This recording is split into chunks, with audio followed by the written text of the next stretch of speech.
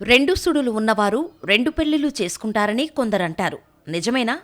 లేక దీని వెనుక ఏదైనా సైంటిఫిక్ రీజన్ ఉందా అనేది చాలామందిని ఇబ్బంది పెడుతోంది.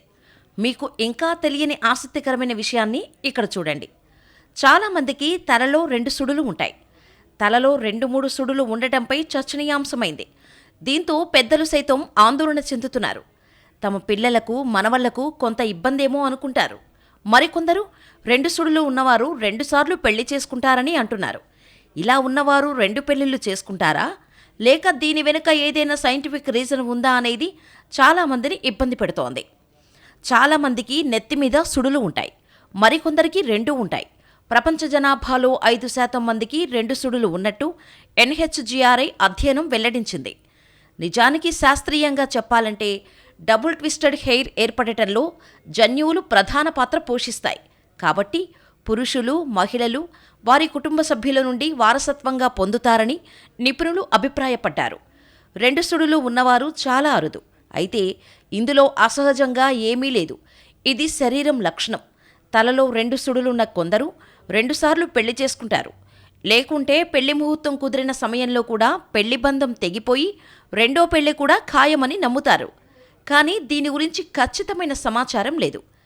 జ్యోతిష్య శాస్త్రం ప్రకారం 2 సుడులు ఉన్నవారు మంచివారు, సూటిగా మాట్లాడతారని, ఓపికగా ఉంటారని, అందరితో కలిసిమెలిసి ఉంటారని, కష్టాలకు స్పందించేవారని చెబుతారు.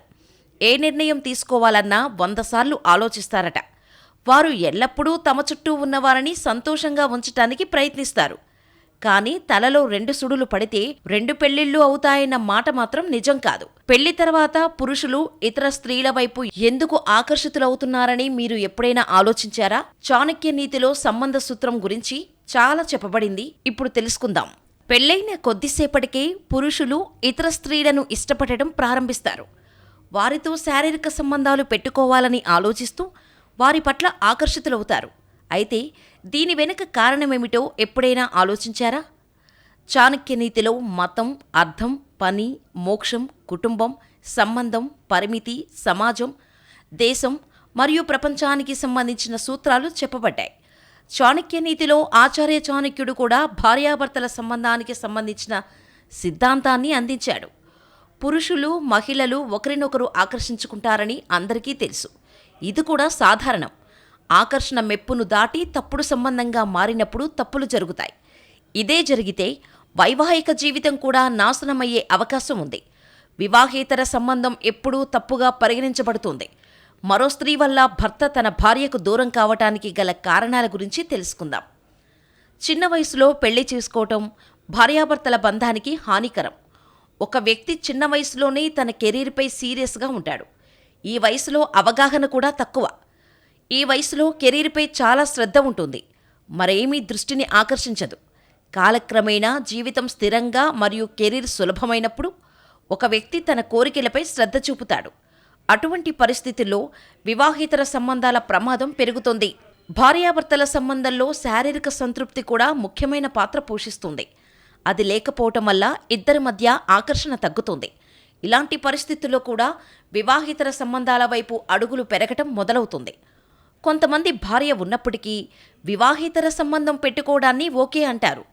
అటువంటి పరిస్థితుల్లో భార్యాభర్తల సంబంధంలో నమ్మకం చాలా ముఖ్యమైన పాత్ర పోషిస్తుంది. నమ్మకం ఉంటే ఇద్దరూ ఒకరికొకరు నిజాయితీగా ఉంటారు. వైవాహిక జీవితంలో భాగస్వామి మనసు కలత చెందటం చాలా తరచుగా కనిపిస్తుంది. అటువంటి పరిస్థితుల్లో ప్రజలు ఇతర స్త్రీలు లేదా పురుషులను ఇష్టపడతారు. ఇక్కడ భార్యాభర్తలిద్దరూ ఒకరినొకరు చూసుకోవటంపై దృష్టి పెట్టాలి. కాబట్టి ఆ ప్రేమ శాశ్వతంగా ఉంటుంది. అప్పుడు మీరు తల్లిదండ్రులు అయ్యే వరకు ప్రేమ తీవ్రత వివాహంలో ఉంటుంది. ఒక బిడ్డ పుట్టిన తర్వాత పురుషులు తమ భార్యల నుండి దూరం కావటం గమనించబడింది. దీని వెనుక కారణం ఏంటంటే భార్య తన బిడ్డ కంటే భర్తకు తక్కువ ప్రాధాన్యత ఇవ్వటం ప్రారంభించింది.